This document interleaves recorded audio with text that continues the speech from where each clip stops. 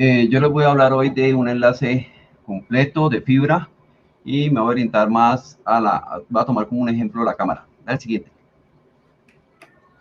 Entonces aquí tengo una solución en cobre que yo creo que ustedes la conocen. Normalmente viene la cámara, puede llegar a un patch panel y voy a tener el equipo activo y voy a tener el medio que me va a almacenar la información de la cámara. Esto sería en cobre, esto es ya conocido. Siguiente. Aquí lo tenemos en fibra. Entonces en fibra voy a hacer una especie como de analogías para que les quede claro. Voy a tener por un lado el patch panel que tiene en cobre, entonces voy a hablar ahora de bandeja, ¿sí? El jack que poncho en el patch panel lo voy a hablar como un adaptador y voy a tener un patch core que me va a llevar a un equipo activo y el equipo activo al almacenamiento que quiera. Por el otro lado, por el lado de la cámara, entonces voy a tener un patch core en cobre porque voy a tener un elemento de convertidor de medio y luego de convertidor de medio voy a llegar a una caja terminal donde me llega la fibra. Ese convertidor de medio entonces recibe un patch core de fibra y lo vuelve un patch core de cobre. Y allí entonces puedo tener 40, 80 kilómetros dependiendo o 500 metros o 2000 metros dependiendo de la fibra óptica que se vaya a usar. Esto es una conexión en fibra óptica. Ahora voy a ver, a partir de aquí voy a ver elemento por elemento para que quede claro toda la vista que tengo aquí. Siguiente. La fibra óptica, como su nombre lo dice, trabaja con luz. Entonces, la luz tiene una característica de reflexión y como podemos ver ahí, la luz no se sale del chorro de agua. Así funciona la fibra óptica. La diferencia es que vamos a tener un núcleo que está basado en vidrio. Siguiente. Entonces, la característica que permite hacer eso se llama refracción y es entonces, como ustedes ven los haces, cada haz entra con un ángulo y dependiendo del ángulo, entonces se queda dentro de la fibra. Siguiente. ¿Cómo se conforma una fibra? Entonces va a tener un núcleo, que es el círculo blanco, va a tener lo que normalmente es una recubierta primaria, que se la llama cladding, que es el círculo gris. Ese círculo, esa cladding es el que permite que, como hay un paso entre un material y otro, es el que entonces hace que la fibra funcione como fibra, o sea, como elemento de transmisión. Y tiene una cubierta superior, que es la que permite que la fibra sea conectorizada. Siguiente. Entonces aquí la fibra la veo ya para poder conectorizar. Entonces tengo el mismo núcleo, tengo el cladding en color azul, tengo un revestimiento primario y luego tengo otro revestimiento que se llama type buffer, normalmente se llama type buffer, y es el que me permite hacer de que la fibra sea conectorizada.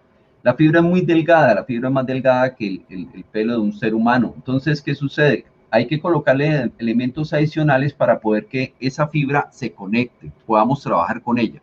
Y también esa cubierta va a tener colores. ¿Para qué? Para identificar los hilos. Entonces, siguiente, por favor.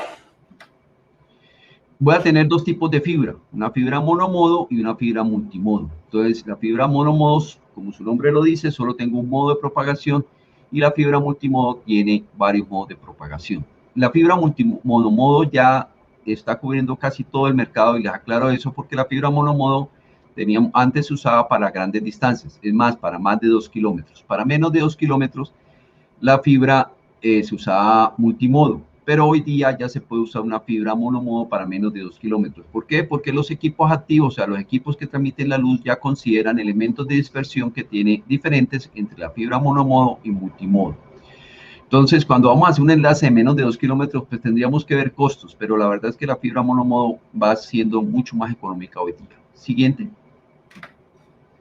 Entonces, ¿qué diferencia hay entre la fibra multimodo y monomodo? Básicamente el tamaño del núcleo. El tamaño del núcleo de la fibra multimodo puede ser de 62.5, que pues ya también tiende a desaparecer, pero se puede encontrar en el mercado, y la de 50 micras, que es el valor estándar hoy día. Y en la fibra monomodo, entonces va normalmente de 8.3 a 10 micras. Siguiente. Listo. La fibra como tal es básicamente el núcleo del cladding que acabamos de ver. Pero entonces uno no solo usa una fibra, uno puede usar una fibra, dos fibras. Es más, cuando usted normalmente instala una fibra, uno normalmente asume o más bien diseña que el número de hilos libres debe ser por lo menos la mitad del tamaño de la fibra. Me explico. Si yo voy a usar un enlace y voy a usar 4 fibras, deben de quedar 4 fibras libres, mínimo. O sea que no puedo usar una fibra de 4 hilos, porque voy a usar 4 hilos, los voy a conectorizar. Entonces debo usar una de 8. Como de 8 no se encuentra normalmente en el mercado, entonces uso una de 12 hilos. La verdad es que el hilo no encarece mucho la fibra, o sea, la diferencia entre una fibra de 12 hilos a una fibra de 24 hilos por los hilos no es mucho la diferencia. La diferencia radica en otros elementos de la fibra. ¿Qué tiene la fibra ya cuando la uso como cable, como tal? Entonces ahí vemos una serie de fibritas en la imagen de fondo amarillo. Tengo una serie de fibras, en ese caso tendría 4, 3, 7 y 5, 12 fibras, y cada fibra va con un color diferente. Esa fibra entonces es una fibra type buffer y la fibra, cada hilo va independiente. Alrededor de esa fibra, entonces hay unos elementos de protección de la fibra para que ella no se rompa, para que ella no se quiebre, que son normalmente unos hilos de aramida. Los hilos de aramida son muy fuertes y permiten que le da consistencia a la fibra. Y ya todos esos hilos de la fibra están unidos a través de una chaqueta.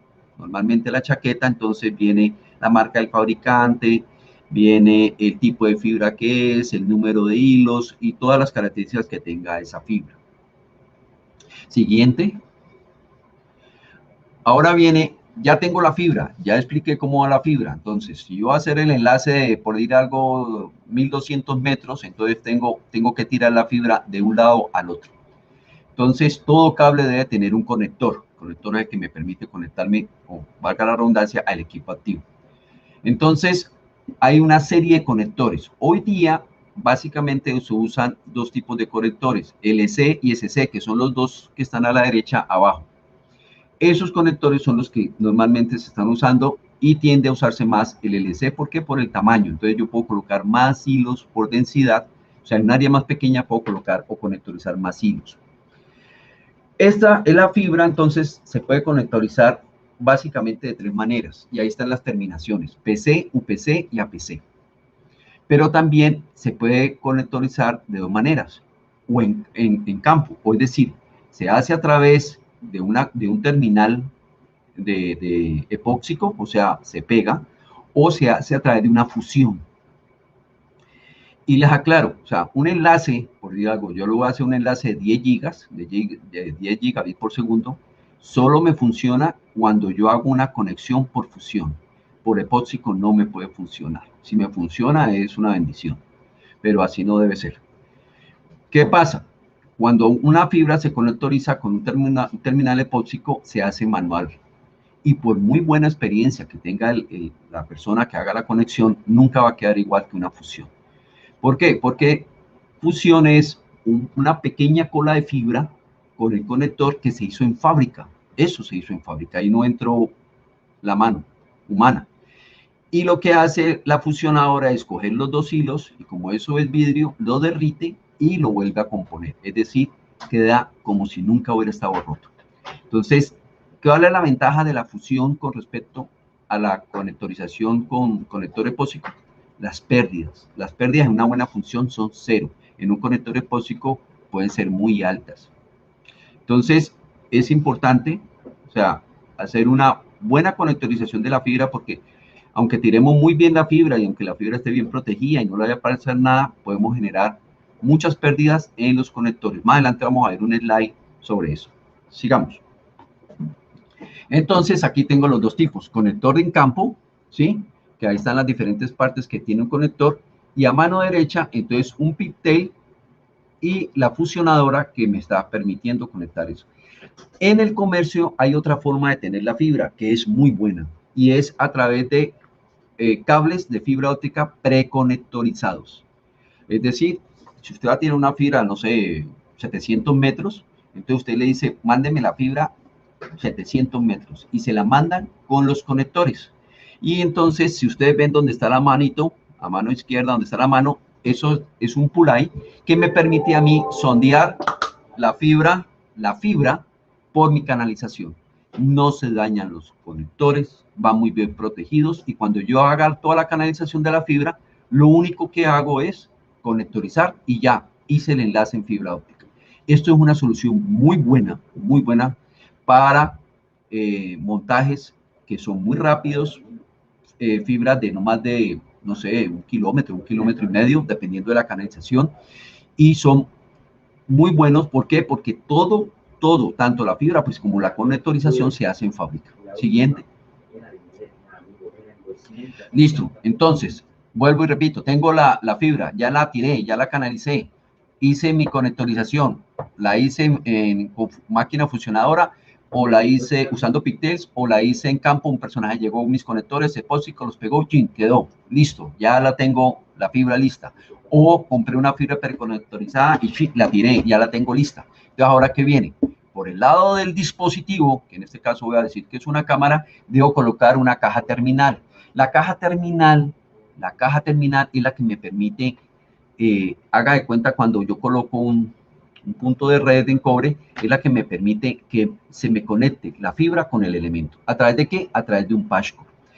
Entonces, aquí yo tengo dos cajas terminales. Hay cajas terminales, lo que usted quiera, tipo intemperie, tipo interior, grandes, pequeñas, para tantos hilos, pero debo terminar en una caja, y esa caja, le recomiendo, siempre debe ir fija. ¿Por qué? Porque eso me asegura que mi fibra no va a tener tensión. Yo la aclaro porque, digamos, aquí en mi tierra, algunas empresas o las personas que vienen, instalan la fibra para internet, normalmente dejan esa caja al aire, y esa caja, lo que pasa es que pasa la persona del aseo, o están haciendo algo, un cambio en los muebles, y esa caja, nadie se da cuenta que eso es fibra, y lo jalan, lo llevan de aquí para allá, haciendo que el conector sufra o que la fibra sufra. Siguiente. Ahora entonces, ya tengo la caja, me voy a conectar con el equipo. Entonces necesito un cable, pero ojo, ¿con qué equipo me voy a conectar? Con el convertidor de medio. ¿Por qué? Porque la cámara no va a tener conector IP, perdón, conector de fibra. Algún día va a tener conector de fibra, pero pues por ahora no. Entonces, ¿qué sucede? Entonces, puedo tener los patchcore. Ojo, la fibra puede tener entonces diferentes terminales en cada extremo. Entonces, aquí les doy un ejemplo. En el lado derecho tengo SC, y en el otro lado tengo LC. Y en otro lado, en el amarillo, en el patchcore amarillo, tengo LC, LC. Entonces, ¿yo por qué les pongo eso? Porque cuando vayan a comprar un patchcore, ustedes deben de ver qué conectores van a colocar. O sea, qué conectores van a usar. Entonces, es importante cómo me va a llegar el conector del convertidor de medio y qué conector voy a colocar en la caja terminal. Siguiente. Y aquí me llegan entonces los convertidores de medio. Hoy los convertidores de medio son muy diferentes a como eran antes. Yo puedo tener convertidores de medio, los puedo tener así, independientes, como lo ven el de la mano izquierda, es un conector de medio. Puedo tener un rack de convertidores de medio en el caso de que vaya a necesitar, tengo muchos dispositivos. Y también los switches o los equipos activos, los equipos de conectividad hoy día traen normalmente lo que llama un puerto SFP. Ese puerto SFP lo que me permite a mí es que yo puedo colocar un módulo allí. Entonces yo puedo poner un módulo LC, puedo poner un módulo SC, puedo poner un módulo hasta de cobre. Entonces de esa manera yo puedo hacer enlaces y no tengo que comprar el convertidor de medio. Entonces, es más, hoy día los convertidores de medio también vienen como los switches, o sea, vienen con un puerto SFP y yo coloco lo que necesite en ese puerto. Entonces puedo colocar un módulo LC o puedo colocar un módulo SC. ¿Cuál es la ventaja de eso? O sea, ¿cuál es la ventaja de que sea con módulo? Pues la ventaja es de que yo, si no tengo plata, me compro un módulo de 1 giga y mi transmisión va a ser 1 giga. Pero cuando tenga plata, me compro un módulo de 10 gigas y la fibra sigue siendo la misma. Entonces voy a transmitir a 10 gigas. Entonces, eso es una de las ventajas de la fibra, que la fibra, la velocidad no depende de la fibra, depende del módulo. Entonces, en un momento dado voy a empezar con un bajo perfil en mi transmisión, en mi enlace, pero puedo subirlo hasta lograr un máximo de perfil de transmisión. Siguiente. Aquí está lo de las pérdidas. Entonces, bueno, tal vez la figura está un poco pequeña, pero eso, excelente. Entonces, si ustedes ven el segmento pigtail, donde dice segmento pigtail, hubo una fusión. Entonces, yo tengo un segmento que está empalmado, tengo 750 metros a un lado, tengo 250 metros a un lado, al otro lado, y entonces voy a empalmar. Entonces, mire que me mete una pérdida de 0.5 decibelios. El segmento pigtail, entonces me coloca 1.5 decibelios, y en una buena fusión puede ser 0 decibelios. Pero ¿qué sucede cuando yo hago un conector epóxico? Puedo llegar con pérdidas hasta de 1.5 decibelios. Entonces, como la pérdida es por kilómetro, entonces en una distancia muy grande, esas pérdidas pueden ser bastante considerables y pueden molestar mi enlace. Siempre es bueno hacer un mapa de pérdidas cuando se vaya a hacer un enlace y tener en cuenta este tipo de conexiones que vayamos a hacer o de empalmes que vayamos a hacer en la fibra.